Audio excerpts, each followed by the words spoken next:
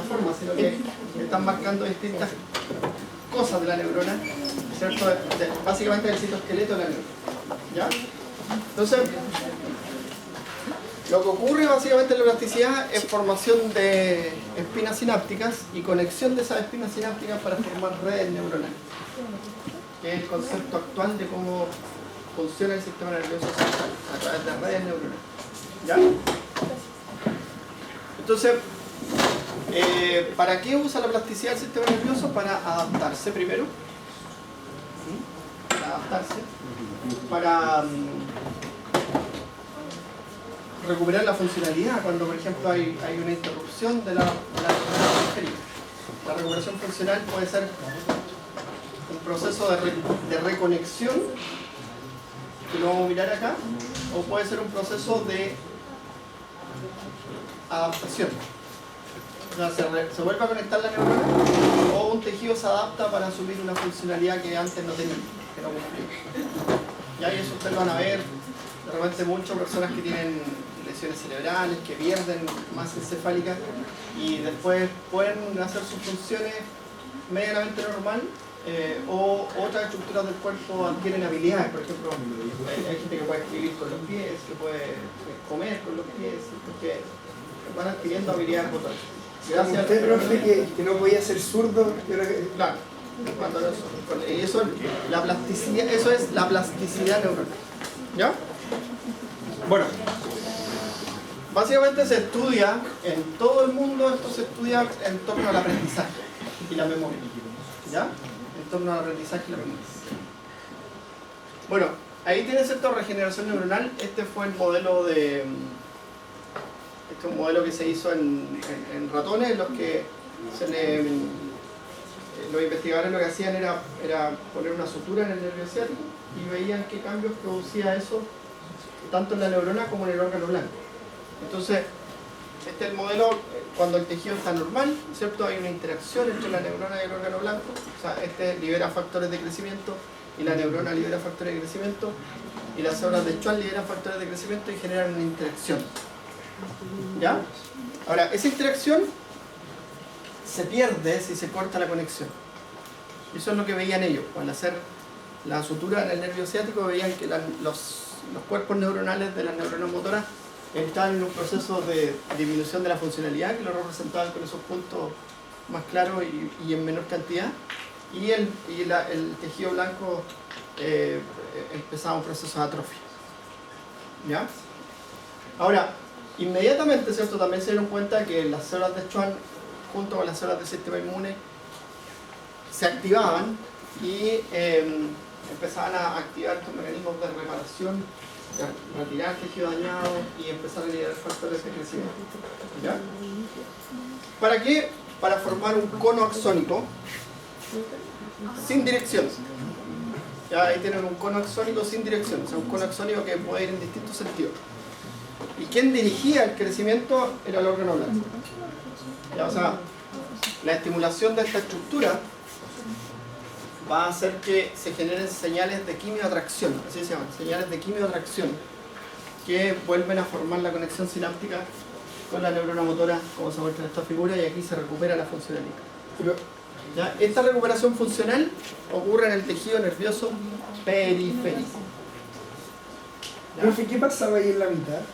O sea, en la cuestión en negro, ¿eso es que está siendo atacado? No, ahí está la fagocitosis de restos celulares. Ah, ya. Claro, antes de que se inicie el cono axónico. Cono axónico. Eso es como la primera etapa. Claro. Y ahí está lo mismo, ¿cierto? Un poquito mostrando que los macrófagos remueven el tejido dañado, que se genera este cono de crecimiento y las células de Schwann promueven la proliferación y la regeneración del axón. Entonces ahí, esto es una foto de un artículo del año 2007, 2008, en el cual esto fue propuesto. ¿Ya?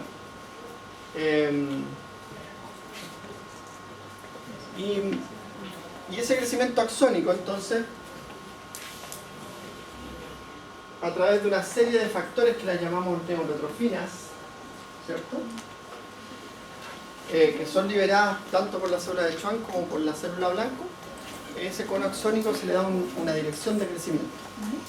¿Ya? Y ahí tienen los NGF, ¿cierto? Que es el factor de crecimiento neural, que hay distintos tipos, el factor de crecimiento derivado del cerebro, el factor neurotrófico, el factor neurotrófico derivado de las células de la glía, las neurotrofinas 3, 4 y 5, ¿cierto? Que son los más importantes. Profe, ¿y qué sucede en neuronas que sean amiélicas? No, también ocurre.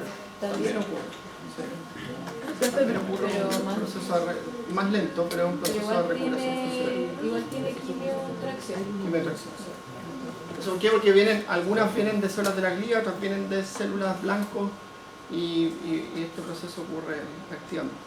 ¿Ya? Profe, pero es que no entendí, cuando cortaban el axón, ¿qué o quién mandaba como esa señal para que empezara como a regenerarse? El axón va a crecer, ¿ya? Ya. Porque la neurona es capaz de producir estos factores, los primeros dos, ¿cierto? Son el factor de crecimiento neuronal, viene del nervio, ¿ya? Pero la dirección del crecimiento y moldear el crecimiento lo hacen tanto la célula de Schwann como la célula blanca. O sea que si se corta el axón, automáticamente como que Empieza a al crecer. tiro... Claro. Ah, ya. Incluso se descubrió porque había lesiones que se generaban en personas que sufrían amputación, en que la amputación antes era amputando. O sea, Y hoy día es una técnica quirúrgica, pero súper bien hecha y muy precisa, en el que se tienen que cauterizar las terminales nerviosas, los vasos sanguíneos se abordan, es como un equipo multidimensional que participan cirujanos nerviosos, cirujanos cardiovasculares, cirujanos traumatólogos, y van haciendo, cada uno va haciendo su parte. ¿Por qué? Porque se vieron que en las terminales, en los muñones, así se llama, en el muñón se formaban tumores de tejido nervioso, schwannomas, tumores de células de Schwann, o neurilomas, que son tumores de tejido nervioso, y eso provocaba dolor crónico, síndrome del dolor fantasma y todas estas alteraciones que sufren las personas que sufren amputación. o sea, se corta el axón va a crecer igual, pero el cómo crezca y hacia dónde tiene Te que lo ver con da los factores. Schwann y la célula de la célula blanca. ¿Ya? Bueno, entonces, en el sistema nervioso central, ¿qué pasa en el sistema nervioso central? ¿Ya? En el sistema nervioso central no ocurre este proceso, no hay regeneración, pero sí hay reorganización. ¿Ya? Entonces, mira, ¿qué es lo que se produce? Los astrocitos y las células del tejido circundante liberan factores inhibitorios que reprimen el crecimiento axonal. ¿Y por qué? En el tejido nervioso central. Eso es lo que se ve. El por qué, hasta el día de hoy no se sabe. Y ¿Ya? por ahí dice que las neuronas como el Entonces, sistema nervioso central no se regeneran. No se regenera. Cuando uno mucha droga, como que... Ya, entonces las células del sistema nervioso central no se van a regenerar, sino que más bien allí los astrocitos van a producir factores inhibidores del crecimiento que van a reprimir el crecimiento axonal. ¿Ya? Y eso es un mecanismo también de modulación, porque todo el día, en todo momento, existe disrupción de vías nerviosas. Y imagínate que creciera, estaríamos llenos de tumores en el sistema nervioso. Y el sistema nervioso, que según lo que vimos ayer, vive en un espacio estrecho, sería un tremendo problema, ¿cierto? Según el principio de Kenny Monroe, se aumenta el tejido, aumenta la presión intracraniana. Profe, ¿Ya? Los astrocitos hacían ¿Cómo era, inhibidores de profe? crecimiento axonal. Claro, entonces, ¿qué es lo que hace el astrocito aquí? Libera factores inhibidores del crecimiento axonal. Entonces reprime el crecimiento axonal. ¿Ya? ¿Ya? Ya, o sea, ¿Sí? Ya. Ya, y se reorganiza, ¿sí se llama? se reorganiza.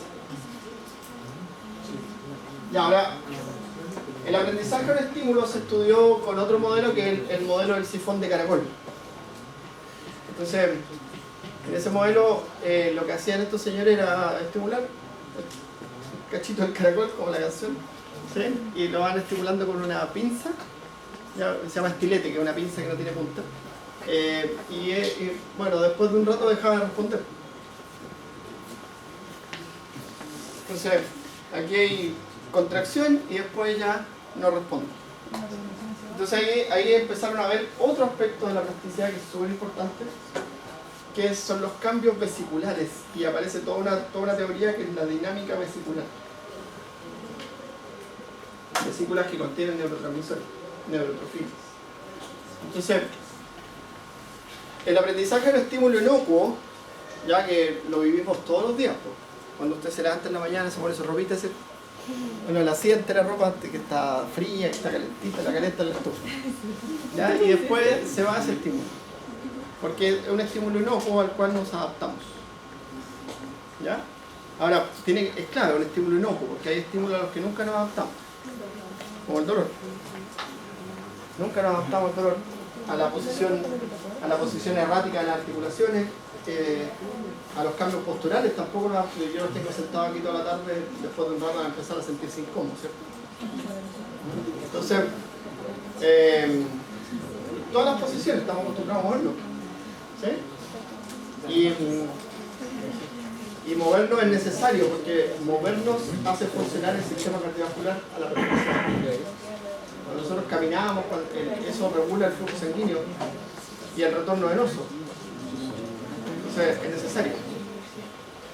Bueno, lo que hacían ellos era estimular, y cuando al estimular, ¿cierto? Con este estímulo inocuo, ¿cierto? Que es el estilete, observaron que en las neuronas empezaba a generar una disminución del número de vesículas.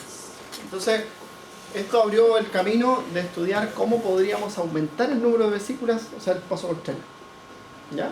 Y para allá vamos con la plasticidad.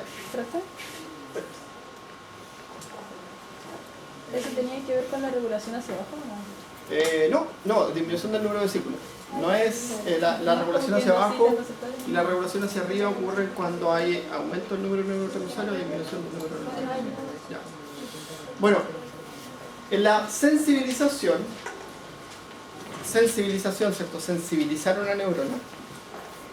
Este concepto uno lo estudia en la fisiología del dolor, por ejemplo, la sensibilización periférica, que para que entiendan es como el mecanismo que ocurre, que te lleva a que si tú tienes una lesión y te duele el dedo, por ejemplo, después te duele la mano completa. Eso se llama sensibilización, se sensibiliza el tejido. ¿Ya? La sensibilización, ¿cierto? Vamos a responder a un estímulo repetido y esa respuesta a estímulos repetidos va a traer como consecuencia la formación de espinas sinápticas. ¿Espinas qué? Espinas sinápticas. ¿Ya? Así es el nombre correcto, espinas sinápticas, es la sinapsis. ¿Ya? Y después van a ver ustedes borramiento de espinas sinápticas. ¿Es como la irradiación del dolor? No, espinas sinápticas es que las neuronas, imagínate que todos nosotros 4 somos neuronas y nos empezamos a conectar. Como que les van avisando que hay como dolor lo mismo. Claro. Y eso en la fisiología del dolor permite sensibilizar y en la fisiología del sistema nervioso permite el aprendizaje. ¿Ya? Entonces hay dos procesos que son interesantes, la sensibilización a corto plazo, ¿ya? Y la sensibilización a largo plazo. En la sensibilización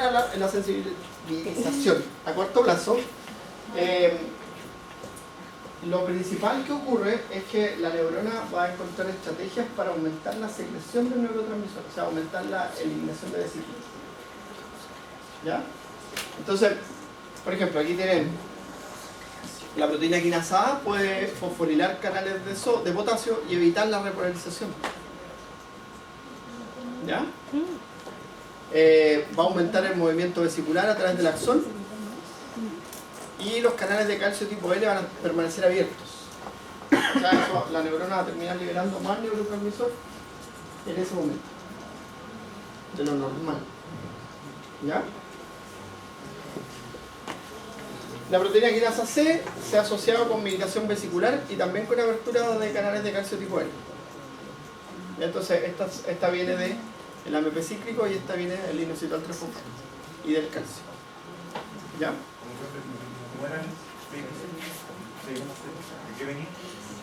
Esta es estimulada por calcio y por el inositol 3-fosfato. Y AMP cíclico. ¿Ya? Y esta es por AMP cíclico. ¿Ya? Entonces, mira. Lo interesante de esta imagen, bueno, esta es una neurona que libera glutamato, que el glutamato y el aspartato son los neurotransmisores excitatorios por excelencia del sistema nervioso central y son los principales implicados en el fenómeno de la plasticidad. ¿Ya? Glutamato y aspartato. Ya vamos a ver por qué glutamato. ¿Ya? Entonces, mira, si tú miras, esta neurona está secretando el neurotransmisor. ¿Ya? Pero esa neurona está facilitando.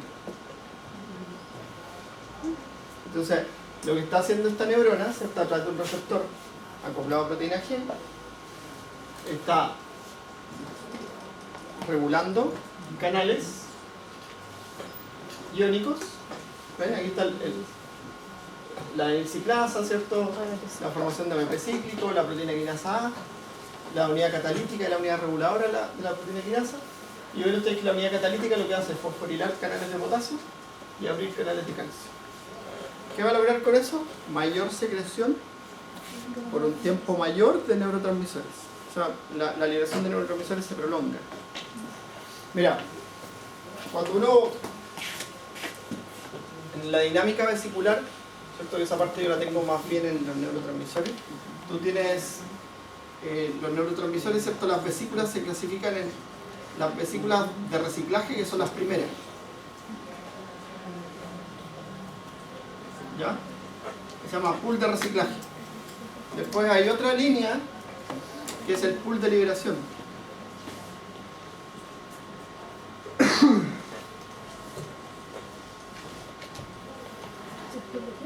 El pool de liberación. Y más arriba hay otra que son el pool de reserva. Entonces, los que estudian la dinámica vesicular, ¿cierto? Se dieron cuenta que en la sinapsis tradicional, en una sinapsis tradicional lo que se mueve siempre es esto. ¿Ya? Cuando hay facilitación, El de reserva no se usa, o cuando se usa. el de reserva se usa cuando hay agotamiento. De ambos. Sí, pues cuando hay un factor que está eliminando el neurotransmisor o está bloqueado el sistema de recaptación. ¿Ya? Por ejemplo, a veces tú sabes que casi todos los neurotransmisores, casi todos, tienen que volver a la neurona por cotransporte con el sodio.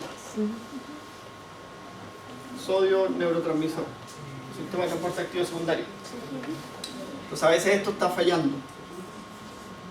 ¿Ya? A veces eso está fallando. Y eso hace que la neurona, ¿cierto?, empiece a ocupar los otros pools de liberación. ¿Ya? Pero quedemos con que la potenciación a corto plazo lo que se hace, ¿cierto?, es favorecer la secreción del pool de liberación y el pool de reciclaje.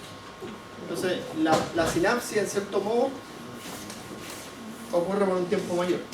Entonces, mira lo que va a pasar eso. Ya voy con las preguntas. Déjame terminar la idea. Entonces, imagínate que esta neurona libera glutamato. Ya, el glutamato es un neurotransmisor que está regulando muchos procesos biológicos. La visión, la audición, el gusto, está siempre implicado. La propagación del dolor a nivel periférico, en todas partes. ¿Ya? Genera funciones excitatorias siempre, rápidas. Porque pero sus funciones pueden pasar, pueden cambiar y ser reguladoras, ¿cierto? Si la sinapsis se mantiene. ¿Ya? Los receptores que se activan inmediatos son canales de sodio. El receptor de AMPA y kainato son canales de sodio. Así se llaman, AMPA y kainato. Son canales de sodio. Y eso normalmente se activan y genera una respuesta rápida. ¿Ya? Pero el glutamato tiene otra gama de receptores que son receptores acoplados a proteína G. ¿Ya? Y también tiene otro receptor que se llama NMDA, que es el que genera problemas. Es el que genera problemas porque cuesta entenderlo. ¿Ya? Entonces, mira, vamos a explicar así rápidamente porque después lo vamos a volver a ver. El receptor de NMDA es un receptor súper complejo que tiene el glutamato, ya que el polo del receptor está tapado por magnesio. ¿Ya? Y ese magnesio sale con un umbral mayor a la excitación de la neurona. O sea, necesita haber un cambio de voltaje suficiente para sacar ese magnesio. ¿Ya? Lo otro es si es de glutamato, ¿cierto? El receptor de NMDA o de N-metil de aspartato necesita unir al glutamato, ¿cierto? Porque el glutamato lo activa. Entonces, el ligando dependiente y el voltaje dependiente. Pero además necesita otro neurotransmisor que se llama glicina. Y la glicina es un neurotransmisor inhibitorio. Y la única forma de liberar un neurotransmisor inhibitorio en el espacio sináptico de una neurona excitatoria es que el estímulo permanezca por más tiempo. Entonces, ¿y quién lo libera?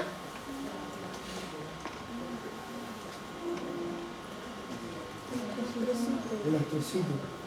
El astrocito o neuronas que estén en este espacio. ¿Ven? Entonces, para llegar a activar ese receptor se requiere un proceso que perdure en el tiempo, ¿sí? Que perdure el tiempo. Ahora, ¿qué hace ese receptor? Permite la entrada de calcio. Y el calcio es un segundo mensajero intracelular que modula la plasticidad, que modula un montón de cosas. ¿Ya? Entonces, ahí vamos a ver lo que hace el calcio. Activa una enzima que hace que la neurona permanezca activa por mucho tiempo y eso se llama potenciación a largo plazo. ¿Ya? Y eso hacemos cuando aprendemos. Profe, entonces, bueno, ese esquema es de la PKA, ¿o no? De la quinasa A. De la proteína quinasa A. Ya. ¿Se podrá ser posible que me lo explique un poco? Porque hay cosas que no entendí. Por supuesto. Mira, aquí tú tienes una neurona que libera un neurotransmisor. Ya. ¿Cierto? Naturalmente existe este proceso cuando uno ve, cuando uno escucha, cuando uno siente estímulos. ¿Cierto? El glutamato siempre está presente porque es un neurotransmisor excitatorio por naturaleza. Ya. Que también, la corteza cerebral, por ejemplo, activa cuando nosotros queremos hacer un movimiento, libera glutamato y eso activa los núcleos basales y así. Siempre está presente. ¿Ya? Pero eso normalmente genera una respuesta mediada por estos receptores, que son las respuestas rápidas del glutamato. Y aquí esto se parece mucho a la acetilcolina del receptor nicotina. ¿Cierto? Ahí dice serotonina, sí. Ya voy para allá. Acá. Bueno, lo que tenemos que lograr para activar toda esta otra gama. Ahora, los receptores de glutamato acoplados a proteínas G se llaman mGlu, ¿ya? Que son un montón. O sea, para activar todos estos receptores, yo necesito que la neurona que libera el glutamato libere glutamato sostenidamente. Eso se denomina tónicamente. ¿Ya? Libere el glutamato tónicamente, ¿ok? Y ahí, que uno guarde ese concepto. Tónicamente es que libera el glutamato, ¿sí? Porque esta liberación de la unión del glutamato acá y que la señal se transmite el potencial de acción y después desaparece, eso se llama fásica. Cuando usted hablaba de la respuesta tónica y la respuesta fásica. Claro, esto es, lo primero, cuando el glutamato transmite estímulos sencillamente, eso es activación fásica. En cambio, cuando el glutamato se libera sostenidamente, eso es liberación tónica. Pero para lograr la liberación tónica, yo necesito a alguien que ayude a esta neurona a liberar glutamato. Aquí hay un ejemplo, que es el de la serotonina a través de sus receptores, ¿cierto? ¿Ya? Uno de los receptores de serotonina, la serotonina tiene un montón de receptores, ¿El GABA? ¿ya? Pero uno de esos receptores es el receptor acoplado a proteína G, y ese receptor acoplado a proteína G lleva al cierre de los canales de potasio, para evitar que la célula se repolarice, y abre canales de calcio. Entonces eso va a aumentar la exocitosis. Entonces se cierran los canales de potasio, la célula no se repolariza y aumenta la exocitosis del glutamato. Y eso ya transforma la secreción de glutamato en una secreción tónica, ¿ya? Que va a activar a este receptor. Ahora, este mecanismo uno lo tiene que entender, lo tiene que explicar, no porque sea complejo. ¿Sí? Es el mismo mecanismo que modula la muerte neuronal. Cuando hay una crisis convulsiva, cuando hay un accidente cerebrovascular, el mismo mecanismo que modula la muerte neuronal. Entonces, uno se lo aprende para entender la plasticidad, pero también se lo aprende para prevenir la muerte neuronal, porque hoy en día existen muchos compuestos que actúan sobre esos receptores y evitan que un accidente cerebrovascular se masifique. Entonces ese daño sería irreversible.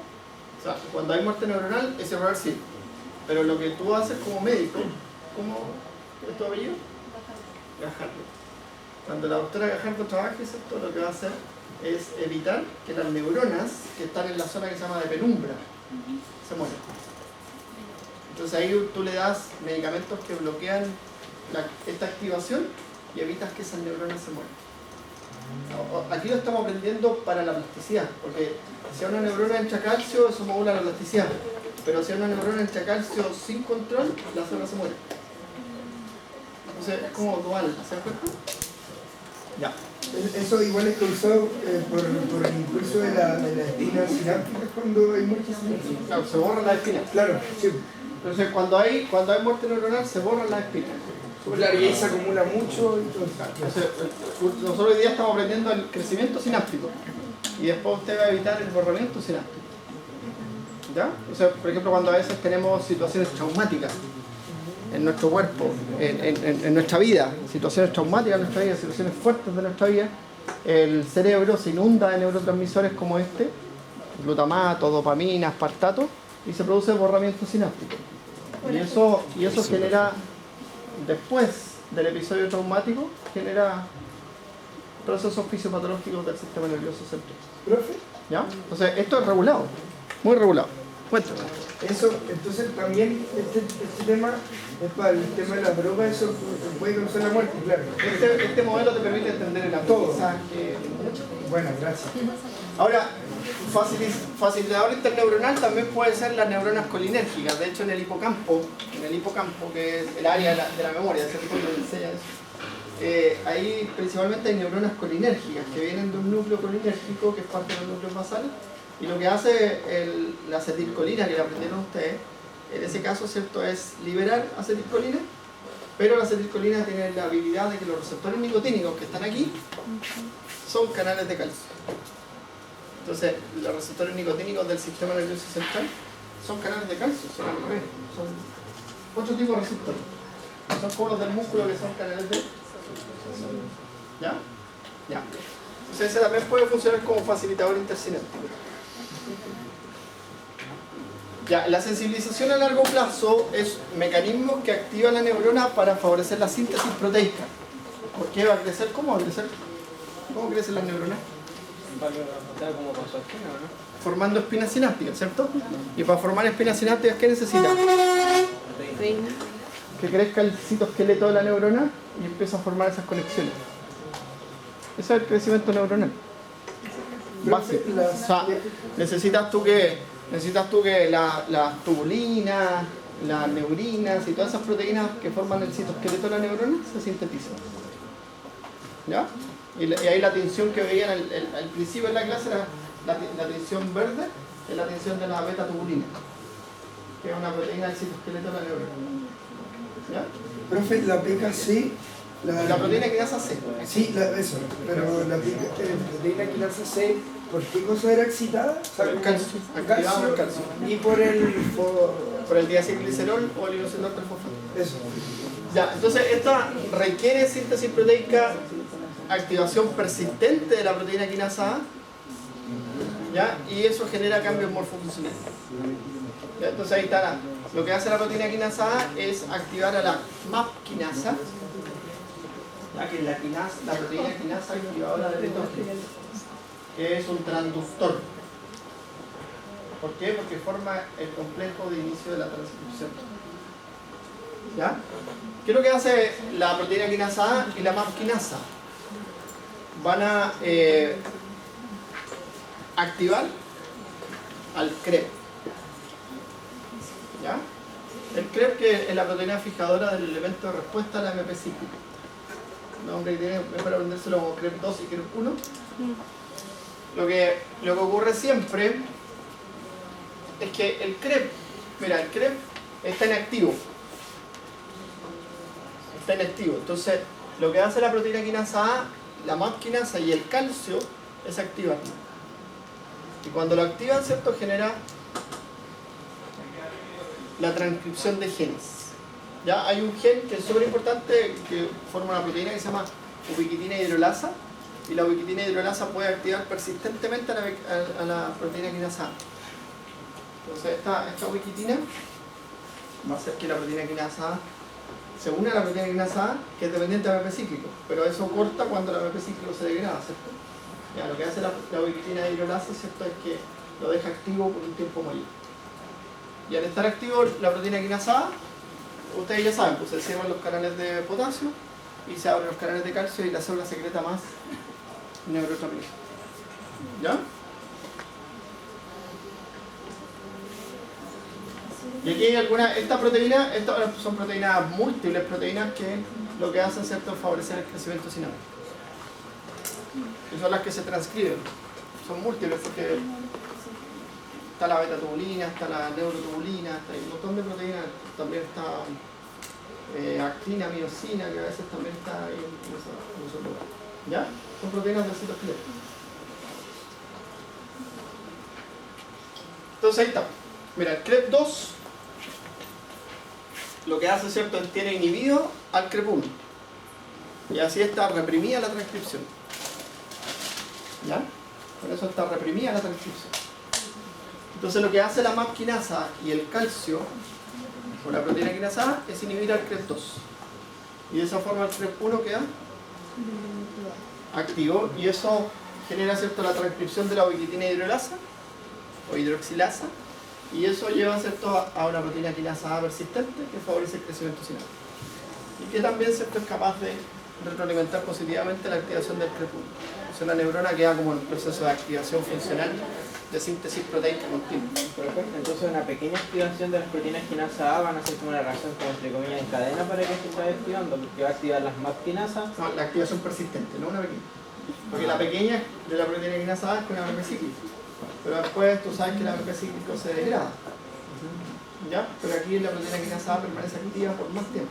O sea, si la proteína quinasa A permanece por un tiempo, se empieza a generar una reacción que se retroalimenta sola. ¿Sí? Y eso facilita el Y crecimiento. eso como, ¿cuánto? Un ejemplo, porque estamos hablando de la misma neurona que va a generar una respuesta rápida. Claro. Entonces, como, ¿cuánto se llega No, a que la neurona que generó la respuesta rápida fue facilitada para que liberara más neurotransmisor, para que esta neurona de abajo genere este proceso. O sea, este proceso que estamos hablando ocurre aquí. La potenciación a largo plazo ocurre acá. La potenciación a corto plazo ocurrió con esto. O sea, la neurona 1 activó a la neurona 2 para que esa neurona 2 generara esto. Eso. Muy bien. Ya. Y aquí yo les decía que puede ser serotonina o puede ser acetilcolina, ¿cierto?, que son facilitadores sinápticos en el sistema nervioso central. ¿Ya? Y esta neurona va a liberar casi siempre el glutamato, ya, aunque hoy día, después de tantos años, porque esto he estudiado desde como lo fuerte del estudio de este proceso es la década del 90 y principios del 2000. Y hoy día se han sumado un montón de cosas, por ejemplo, hay todo un mundo dentro de los esteroides, que son las hormonas derivadas del colesterol, que como son tan liposolubles, se ha visto que llegan acá al sistema nervioso central y también modulan este proceso. ¿Ya? Un ejemplo, la cafeína puede traspasar y llegar acá. No llega. Se degrada. Profe, aquí también del CREP1 también saldrían estas proteínas como... La neurotrofina. No, y como que no están identificadas, como ese puntito amarillo que Claro, estaba, también pero salen ahí. no, que no es que no esté identificada, la traducción no es esa. La traducción es que son un grupo, un conjunto de proteínas múltiples, que son las que forman el citoesqueleto. Ya, porque si tú miras esto, eso que estás viendo ahí, mira, ahí tienen, estas son proteínas del citoesqueleto. ¿Ves?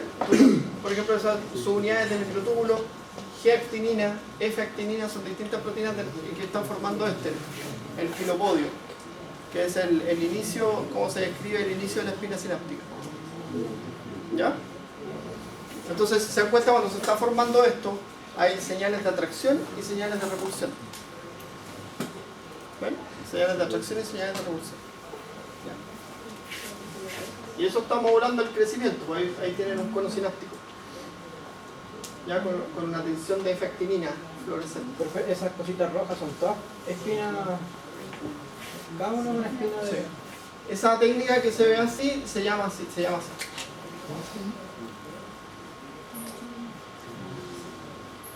FRAT. ¿Ya?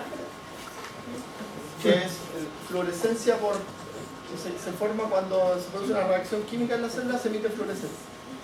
Y eso te permite ver esas cosas así de ese color. Son bonitas. Me encuentro bonito. Bueno, ahí tienes entonces, mira, tanto la proteína quinasa A como el calcio calmodulina quinasa, ¿ya? cómo la MAP quinasa pueden favorecer la activación del CREP. ¿Ya? Y la activación del CREP va a generar cierta transcripción de genes. ¿Ya? Entonces ahí tienen, en este caso aparece como general, dice síntesis de nuevas proteínas, ¿cierto? Enzimas, proteínas estructurales o canales iónicos, que eso es lo que hace la neurona. Porque tiene que formar toda una estructura, pues. Entonces el axón no solo tiene túbulos, sino que también tiene canales de membrana, tiene un montón de cosas que se van formando con esto. ¿Ya? Tiene canales iónicos de membrana, canales que van a favorecer la secreción de otros neurotransmisores en el futuro y así. ¿Ya? Es como construir un camino. ¿Sí? Bueno. Profe, pero la MAP quinasa va a activar al CREP directamente. Sí. Si inactiva el 2 y el 1, el 2 al 1. No, inactiva el 2, siempre el 2 y el 1. El 2 lo tiene reprimido, es un represor de la transcripción. ¿Ya? ¿Se acuerdan de los factores que eran potenciadores y represores de la transcripción? Que los vimos en genética. La memoria frágil, ¿cierto? Entonces había una hebra de ADN y la hebra de ADN esta es la hebra que transcribe y aquí arriba hay unos factores. ¿Cierto? Y esos factores reprimen o potencian la transcripción. ¿Ya? Y eso es el CREP2, uno de esos factores. Entonces reprime, y si yo inhibo el CREP2, se potencian los que facilitan la transcripción y se inicia la transcripción. ¿Ya? Ya.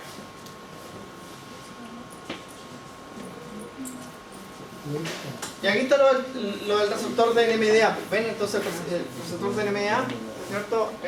Está tapado el polo por magnesio.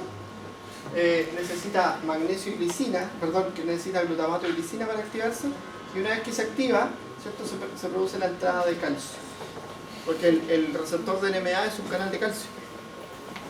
Un canal de calcio dependiente de ligando y dependiente de voltaje. Y de más de un ligando. Complicado. Y eso hace, ¿cierto?, que el calcio regule la transcripción. Ahora mira, también se vio que esto también va a participar de la potenciación a corto plazo. Porque hay factores que se van a secretar aquí y que van a ir a facilitar la sinapsis. O sea, tenemos la sinapsis de acá y tenemos que también libera factores que van a ir a potenciar la sinapsis. ¿Ya? El factor que potencia eso es el óxido nítrico. ¿Ya? Otro súper importante en la transcripción. Acá quedé con no, porque usted dijo que para que se active este receptor NMDA tenía que haber, era como muy complicado que se activara, porque tenía que haber la glicina que era un factor inhibitorio, ¿sí?, y que eso se generaba solo cuando había una reacción muy a largo plazo de glutamato. ¿Sí? Esa reacción de largo plazo de glutamato significa que la interneurona que estaba llevando arriba estuvo liberando mucho tiempo su neurotransmisor para que funcionara, y ese neurotransmisor igual generaba pecado dentro de su proceso. Sí, pero la neurona presináptica. La neurona presináptica era el número 1. Pero sí, porque usted mismo dijo que había que haber mucho tiempo ese glutamato funcionando para que se activara ese NMDA. Entonces hubo mucho tiempo que la proteína quinasa estuvo funcionando en la 1. ¿Por qué no se activaron los procesos de transcripción en la neurona 1? ¿Por qué? Dime tú. Te puedo preguntar la prueba en 2 horas. ¿Qué? ¿Por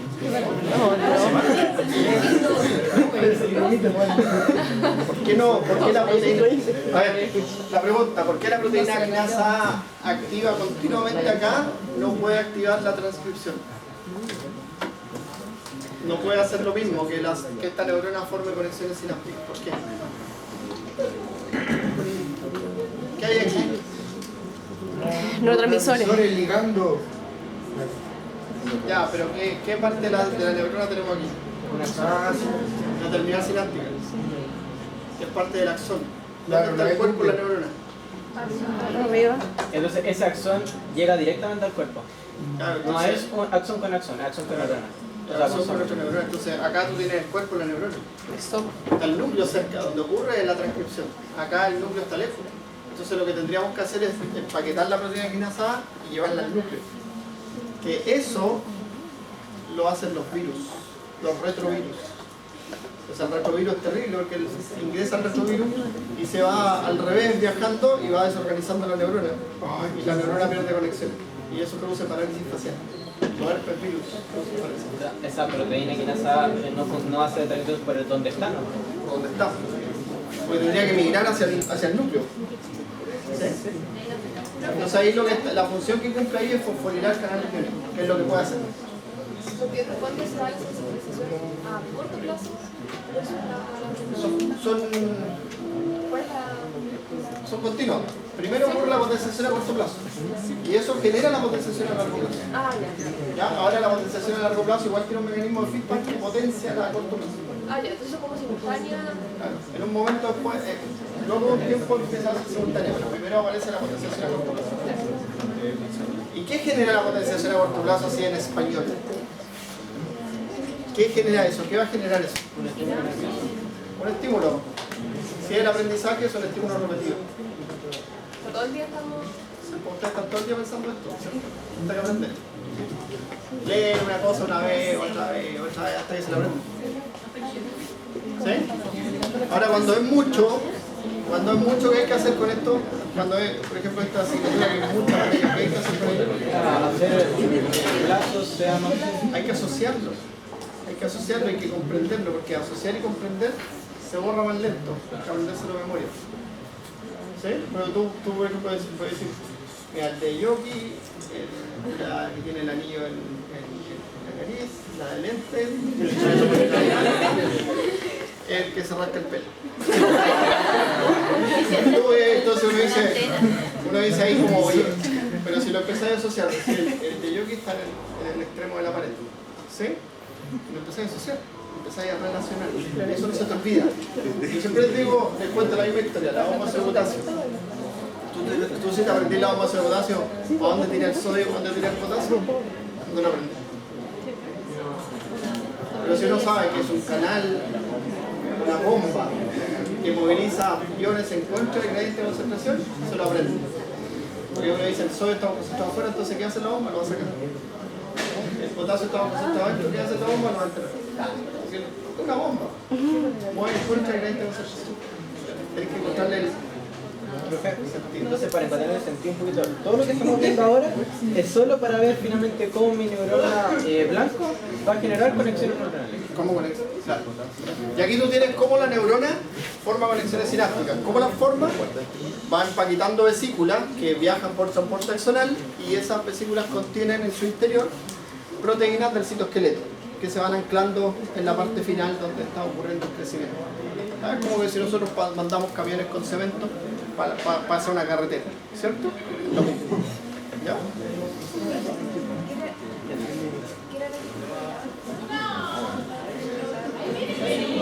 Canales de potasio los cierran y abre canales de calcio tipo L. El canal de calcio tipo L, aparte de ser dependiente volcánica, es leche ligante y esa es la clase. ¿Ya? Ya. Mira, ahí tenemos, por ejemplo, moléculas de la matriz extracelular. ¿Ya? Que ahí está la matriz extracelular. Entonces, estas moléculas, ¿cierto? Integrinas, ¿cierto? También generan señales de transducción. Entonces, cuando se forman las conexiones sinápticas, la sinapsis hace rato, mucho tiempo que dejó de ser esto que le enseñaban a uno en el colegio, la neurona presináptica y la neurona postsináptica, ¿cierto? En biología. Y uno le decían que libera un neurotransmisor y eso. Ya hoy día le sumamos neuronas facilitadoras, le sumamos células de la glía, otras neuronas que están presentes. ¿Sí? Y lo que estamos viendo acá son células que permiten proteínas que permiten el anclaje de estas estructuras así. Y eso se mandan señales entre ellas. Se comunican. Ya son las proteínas de anclaje que ustedes deben haber visto en biología, como los desmosomas, los epidermosomas que hoy día se estudian. ¿Ya? Entonces, en el riñón, por ejemplo, son súper importantes las nefrinas, que son las proteínas de asociación. Y aquí tienen una, la integrina, ¿cierto? Tienen las moléculas de adhesión celular neuronal. Moléculas de adhesión celular neuronal. Entonces, manda señales entre una célula y otra. Ahí tienen caderinas, por ejemplo, que ven. por ahí están clavados el citoesqueleto, entonces regula el crecimiento con esta neurona. Entonces, que el ambiente celular neuronal se va regulando. ¿Ya? Aquí tienen netrinas, ¿ya? Neurofilinas, las efrinas, un montón de proteínas que son de anclaje. Entonces, el tejido nervioso cuando crece no solo forma conexiones que son hacia la proximidad, sino que también son conexiones que generan comunicación entre la neurona. Y eso es lo que se estudia mucho hoy día. ¿Ya? Bueno, entonces la formación de conexiones sinápticas entonces se fundamenta en el que el cuerpo de la neurona crece, ¿cierto? Las terminales axónicas crecen, las dendritas crecen, ¿cierto? A través de señales de quimioatracción y señales de quimiorepulsión, que son las que van moldeando el crecimiento. ¿Ya?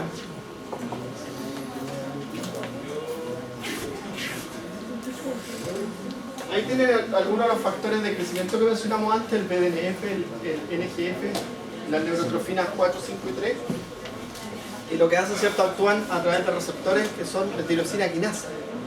Y ustedes ya saben cómo es el receptor de tirosina quinasa, ¿cierto? Genera hebras o vías de señalización múltiples dentro de la célula y va amplificando la señal finalmente. ¿Ya? Ahí tienen las vías, por ejemplo, de un receptor asociado a tirosina quinasa. ¿Ya? Y mira esto. Por ejemplo, esto modula la supervivencia de la célula que está creciendo, porque si una célula empieza a crecer, se activa el sistema inmune. Y el sistema inmune, los mecanismos de control de la misma célula hacen que la célula entre en apoptosis. Entonces, una de las vías que se tienen que activar son las vías antiapoptóticas. ¿Ya? Tiene otra vía que favorece el crecimiento de las neuritas y la diferenciación neuronal. Ahí el RAS es famoso por eso. PLC, ¿cierto? Es actividad, produce toda la actividad asociada a la plasticidad, la liberación de calcio y la activación de la proteína C. ¿Ya? Y aquí tienen P75, perdón, que son una serie de factores que generan el crecimiento neurítico, modulan la muerte neuronal o favorecen que el ciclo celular se bloquee. Ya que también puede activarse. Entonces, conocer esto te sirve, como le decía yo, la dualidad de comprender el aprendizaje y la memoria, pero también te sirve para encontrar estrategias para evitar la muerte neuronal que ocurre en los procesos como los accidentes cerebrovasculares y todo eso. ¿Ya? Entonces, la reparación y el reemplazo luego de una lesión. ¿Ya? Tenemos esta reorganización neuronal espontánea que ocurre a nivel cortical, del tallo cerebral y de la médula espinal. Reorganización. ¿Ya? La neurogénesis espontánea es la potenciación a corto plazo y la potenciación a largo plazo. Ya que son los mecanismos. Y el trasplante de células embrionarias, ¿cierto? Que puede ser por trasplante de células embrionarias propiamente tal, trasplante de células adultas reprogramadas, o otra parte, ¿cierto?, de células que fueron manipuladas genéticamente. Y esos son los mecanismos que hoy día existen para conocer o para estudiar, ¿cierto?, el reemplazo neuronal después de una lesión neuronal. ¿Ya? Algunos son exitosos, otros no son exitosos, pero esos son los mecanismos que tiene el sistema nervioso para reorganizarse. Claro, ahí está.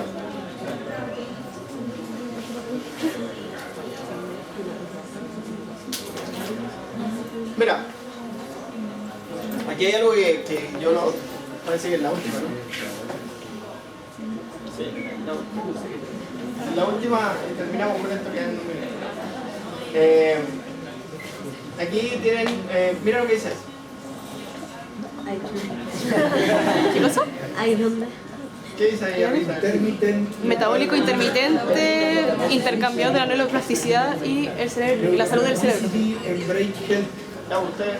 No, que es como se cambia del metabolismo intermitentemente y o sea, los cambios de metabolismo intermitente, neuroplasticidad y la salud. varios niveles gratis. Ahí lo leí, profe. Profe, pero lo leí. Ah, pero cree que lo leemos en inglés. La universidad ofrece inglés, curso electivo, tiene varios niveles y usted lo puede ver. ¿En cuántos años? La pedí que me dieran el tubo y me dijeron que no. Ellos son testigos, me dijeron que no. Qué bueno, nosotros vamos a hablar. Mira, lo que muestra eso, los cursos de inglés cuando uno está fuera de la universidad son carísimos. Claro, entonces es mejor hacerlo en la universidad. Ahora, ¿cómo, lo que muestra esto es cómo el ejercicio físico, ¿cierto? Algo que yo he hecho todo el semestre y todo el año en el cerebrito. El ejercicio físico y el ayuno, no el ayuno intermitente, ese ayuno que hace la gente que no come en 16 horas, 18, no, el ayuno fisiológico. Comer hasta las 8 de la noche y volver a comer a las 8 de la mañana, lo que le he dicho yo siempre. 12 horas de ayuno normal. Este artículo se basa en eso, cómo el ayuno y el ejercicio físico promueve los cambios neuronales. ¿Ya? Son unos estudios súper complejos que hacen. Presta atención, lo que hacen aquí es súper complejo porque en definitiva toman, hacen un campeo de venas. ¿Ya? Entonces la vena yugular y la que trae sangre del cerebro, que es la carótida, ¿sí? Las camplean y hacen una sustracción porque nosotros igual producimos factores de crecimiento neurales en el tejido periférico. Eso lo hacen así. Se toman una muestra de sangre acá y una muestra de sangre de las venas que traen sangre del cerebro. Y hacen una sustracción. Es la cantidad de factores que se producen en las personas que hacen esto que es fisiológico. Es fisiológico hacer ejercicio regularmente, 5 veces por semana, 30 minutos mínimo. Y es fisiológico pasar el ayuno nocturno y dormir en la noche. Eso es como conducta fisiológica. Que yo siempre promuevo. ¿Ya? Y eso es súper importante porque, y también es importante diferenciarlo porque más de alguna vez he tenido un problema por esto. Y hay gente que dice, oye, profe, no deberían dar deporte en la cabeza. Yo le estoy promoviendo estilos de vida saludable. No es estilo de vida saludable, no andar con la botella de agua y haciendo deporte en la calle. ¿Ya? Vestido de deportista. No, estilo de vida saludable es respetar el sueño nocturno. Uno tiene que dormir en la noche. Tener ayuno nocturno de 8 a 8, pone 6. La última comida a las 8 de la noche, después hasta otro día. Y hacer ejercicio de forma regular. Eso es un estilo de vida saludable. ¿Ya? Así es, yo no puedo decir. Esto, por ejemplo, mira lo que se ha visto con esto. ¿Qué cambio a nivel neuronal? Porque esto genera cierto cambio. Mira, favorece la liberación de todos esos factores que están ahí, que son factores tróficos, y modula la actividad sináptica, ¿cierto? También promueve la biogénesis mitocondrial de las células. Las células, en este caso las neuronas, tienen un funcionamiento mitocondrial óptimo, o sea, al 100%. Comparado, y estos estudios son comparados con personas que no tienen hábitos. ¿Ya? Entonces, normalmente ahí baja la función mitocondrial a un 70% o 60% y sufre el oxidativo, que es peor. Se terminan muriendo las mitocondrias. ¿Ya? También, ¿cierto? Favorece la expresión de enzimas antioxidantes, enzimas que reparan el DNA, proteínas antiapoptóticas, de proteínas chaperonas, que ustedes saben lo que hacen las chaperonas, de proteínas reguladoras de la secreción de calcio. ¿Ya? Reducen el estrés oxidativo, incrementan los factores bioenergéticos en las células. Mayor resistencia celular al estrés, promueve, ¿cierto?, un mejor manejo del calcio, ¿ya? La biogénesis de la mitocondria. Entonces todos estos procesos son favorecidos por esas tres cosas: dormir bien, comer bien y hacer ejercicio. Que no significa comer lechuguita ni nada, significa tú puedes comer en el día como quieras, como tu bolsillo te lo permite, pero tienes que respetar un ayuno nocturno de 12 horas. Puedes comer hasta las 8, hasta las 9, y otro día volver a comer a las 9. Un ayuno nocturno de 12 horas. Uno tiene que dormir en un ambiente saludable, un ambiente oscuro, sin estos estímulos, ¿sí? Sin la televisión, sin esas cosas, sin la luz del despertador, sin esas cosas. Un ambiente oscuro. 100% oscuro. Claro, 30 o 20 minutos antes de quedarse dormido, estar en ese ambiente saludable. Y hacer ejercicio físico significa activarse, llevar tu frecuencia cardíaca máxima sobre el 60%. ¿Tú qué edad tienes? 20 años. Tu máxima es 200 latidos por minuto. Entonces tú debieses llevar tu frecuencia cardíaca sobre 120 latidos por minuto 5 veces a la semana por 30 minutos sostenidos. Bailando, saltando, corriendo, andando en bicicleta.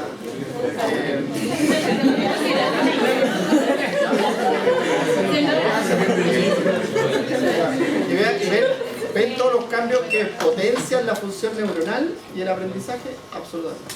¿Ya? Y la última diapositiva es el fin, es lo que vimos, es un resumen de lo que vimos. Bueno, entonces el glutamato potencia la expresión de genes, ¿ya? Y el CREF es clave y esa es la llegada a Marte del hombre a Marte. ¿Ya? Chao, profe.